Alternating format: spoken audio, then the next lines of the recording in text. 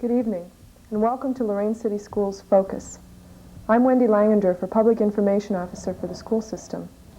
And tonight's talk will be on Black History Month. As you know, February is celebrated as Black History Month, and Lorain City Schools has a number of activities to celebrate this.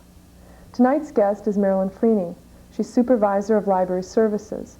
She's going to give us some idea of what those activities are. Good evening. How are you tonight, Marilyn? Hi, Wendy. February is Black History Month, and I understand we're deep in our activities. So before we get started in that, I'd like to ask you a little bit about yourself. You're Supervisor of Library Services. Yes, I am. What is that?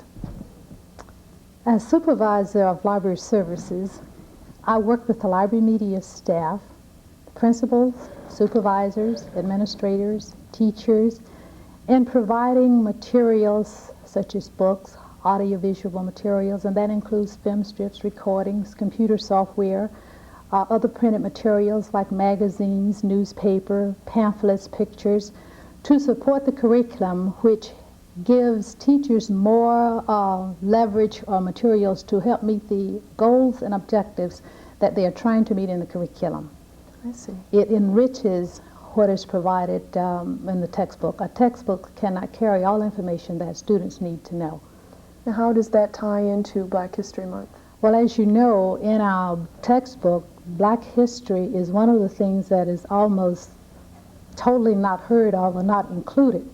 So as trying to fill a neglected gap, we provide materials in the libraries so that teachers and students will have at least some factual or quality materials to teach them about the contributions that blacks have made to our American society.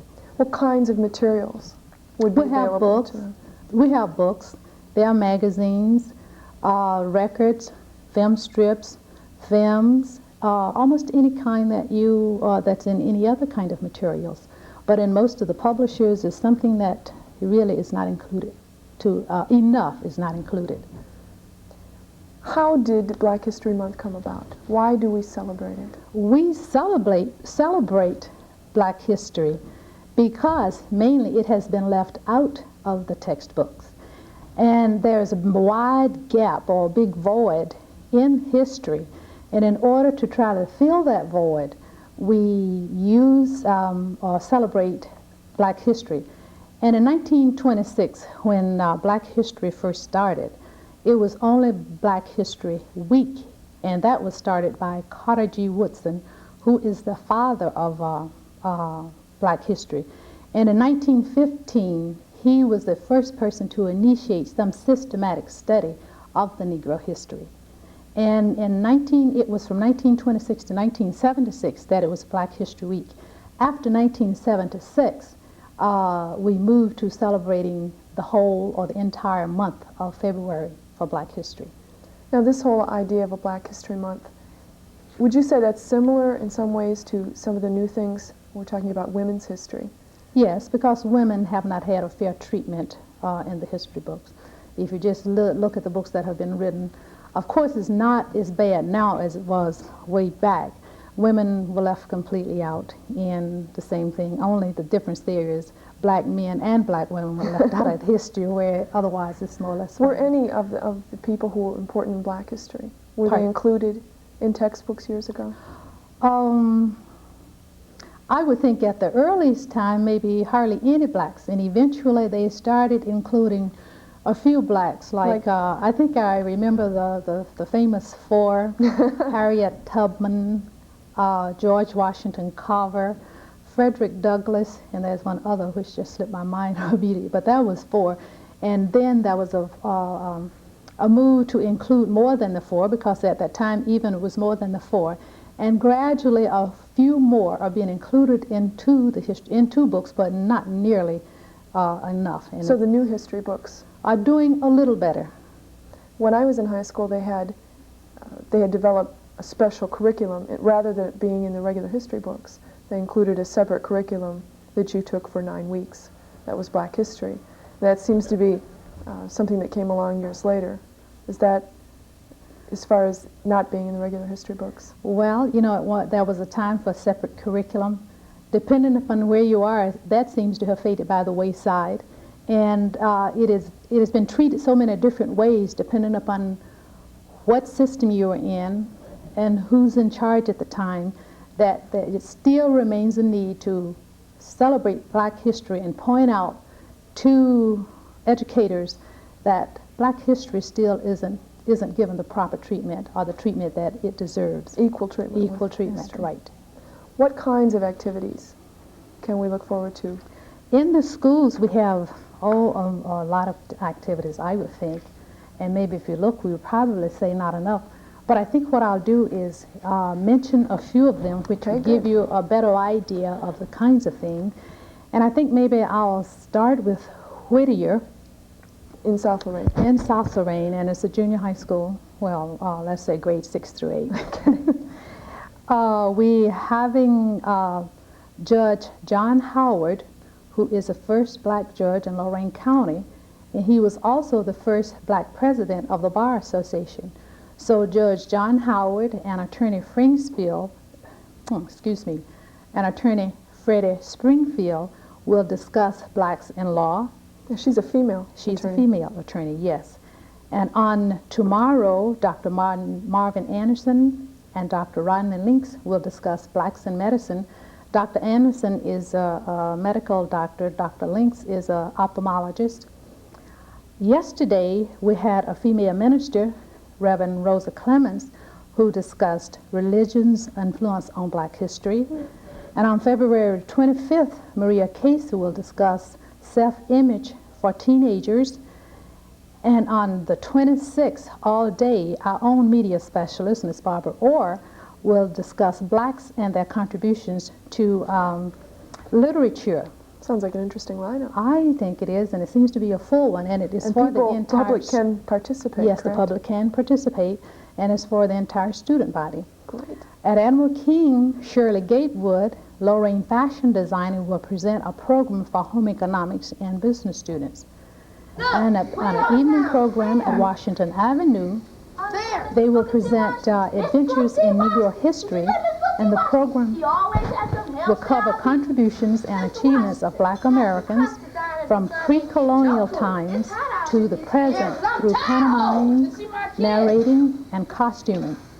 About 50 students in grades 2 through 6 are involved.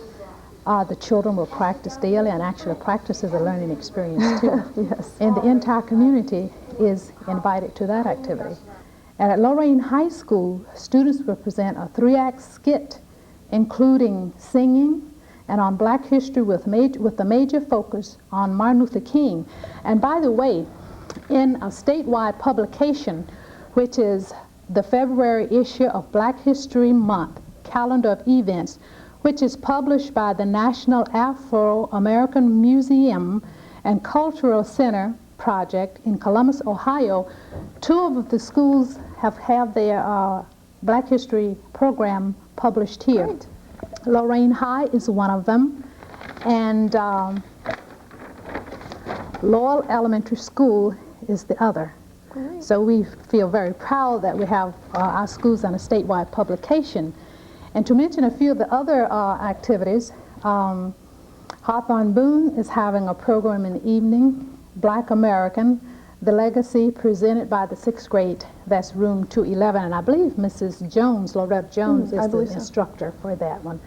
At Madison School, the 8th grade choir will participate in the NAAC Gospel Festival at the Palace. That's the annual. Okay. At Longfellow Emerson, a group from Oberlin College will present a small play on Black history during the 3rd week in February. And the date and time, well, it has already been set, February 24th at 1:30. That should be interesting. I would assume, because I understand that Oberlin has a pretty rich collection of materials on Black history. They used to do some things on the Underground Railroad, so yes, that maybe include that. Probably. I'm not sure what it's going to include, but I understand that it's rich with information about Black history. Garfield, Margaret Kristen, and the Neighborhood House Association dancers will demonstrate the history of African dance and will perform excerpts from their recent Stocker Center performance of Glow Child. And on February 21st, Garfield Social Committee and the Black History Committee will sponsor a luncheon featuring ethnic foods. So it's a real variety of things. It's a variety of things. The public can get involved in. Right. And I think maybe what we should do right now is to list a few of the things maybe that may be going on in the classroom. Now, these are things that everyday assignments, the way the teachers are approaching Black History Month. Right, some things that teachers are doing with their students right in the classroom. At Homewood School, now this, I don't know whether it's in the classroom or whether it's school-wide, but it is spotlighting a few of the famous Black Such people. as? Wilma Rudolph, who is achiever in sports. Benjamin Banneker is an engineer, and he's a publisher and an astronomer. Leontine Price is an opera singer. Mary McLeod Bethune is an educator, and she's the founder of Bethune-Cookman College in Florida. I can't even think the name of the city. And at 11 o'clock on the day, I don't see it here, they will have also a soul food luncheon for the staff. Now, the principal of the school, Mr. Amelia, will have a daily trivia where he will have Black history questions asked for the entire month of February. And classroom teachers will have bulletin boards, displays of Black material on notable Black Americans. So a real awareness. A real awareness for the entire building. At Meister Road, they will have a Who's Who contest. And pictures of famous Black Americans were put on the board, and children will be given an opportunity to try to identify the people based on the information that have been given them, and looking at the person and being able to tell maybe who that person is and the contribution that that person has made. Like a research project. A research project. And in order to do that, it requires a bit of research. I guess. At Meister Road, one of the teachers seemed to be done quite an extensive project with Martin Luther King. And just to share some of the points that she's covering, it is, and Martin Luther King, as you know, dealt a lot with the civil rights. What are civil rights? These are research questions. And what is the civil rights movement? This is, students will have to research it, and they were using library materials, the films, the printed, the magazines, to answer these questions. What are the qualities within individuals that thrust them into a place of leadership among people? And this getting to more than just Martin Luther King. The student can relate what Martin Luther King with maybe some of their own personal experiences. In the whole social revolution. Right, right. And they are in a number of questions, but I thought just to give you a feel of some of the kinds of things that teachers will be dealing with students. And this assignment will also be related to the film by Martin Luther King, I Have a Dream. Okay. Another activity at Meister Road would be accomplishments of Blacks in music, science, history, and they would deal with biographies. Okay, which the children will be reading biographies. Reading biographies, and I know that they will be drawing on the resources in the Library Media Center again, which is why it's so important that we have good materials there for them. This one at Lakeview is tying in the Black history study with the South African problem, which is in our current, or which is in the news almost every day. So more of a current events. Right, a tie-in with history and the future and the past, or what have you. Another one from Lakeview deals with Martin Luther King's silhouettes, and this would be more or less for the smaller children, silhouettes of Martin Luther King. Another one at Lakeview, Lakeview has plenty of them, it seems. This particular teacher is tying in the study of Black history in one of their social studies unit, and they will choose a given year and span and research some of the major events and the people for that era, and they will end up doing written oral reports on the research that they have done. Another activity at Lakeview is each day a student will read about a famous person, and they will have to make reports on that. Another one is academic achievement, wherein students will be into sharing many facts about Black Americans. Sounds like quite a variety. And there are other schools that are doing the same thing, doing other kinds of activity, but I thought we would take a few minutes to share that to give you more of an in-depth feel of some of the specifics that are going on. Now, if I'm a parent and I'm just curious for my own benefit, could I come into any of our libraries? Sure. And use the materials? Sure. Is there a procedure that they might check want to out use? the books just as the students check them out. We do have a limit of time that books are to be returned, and we will follow the same procedure as we would for our students. And the media specialists will be able to help the Media public? specialists where we have them, and in cases where we have the library aide, well, they would be able to help them.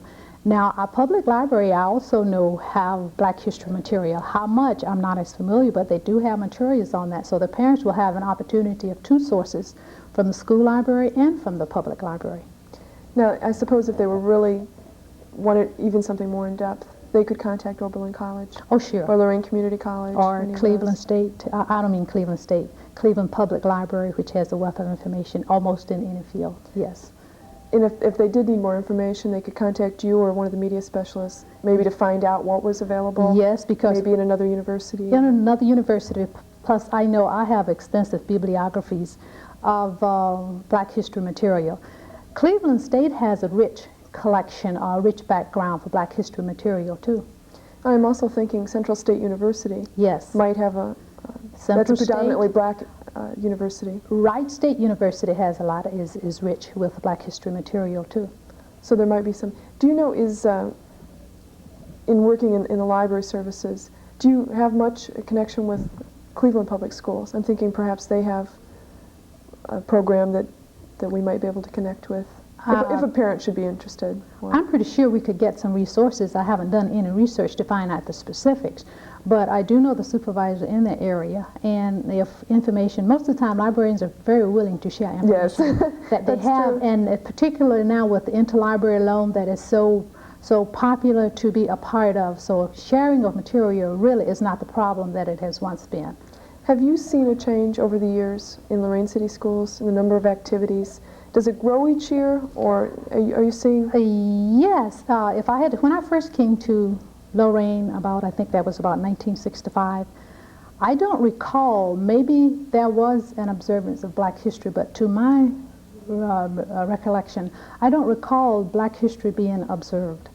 And some years we do more of it than others. So we have Probably been just kind depends. of, depends, hot and cold. And I know in '82 we did quite a bit with it. And it seemed that we went through a lull, and this year we are back into trying to do more with it. I hope we continue to keep it high.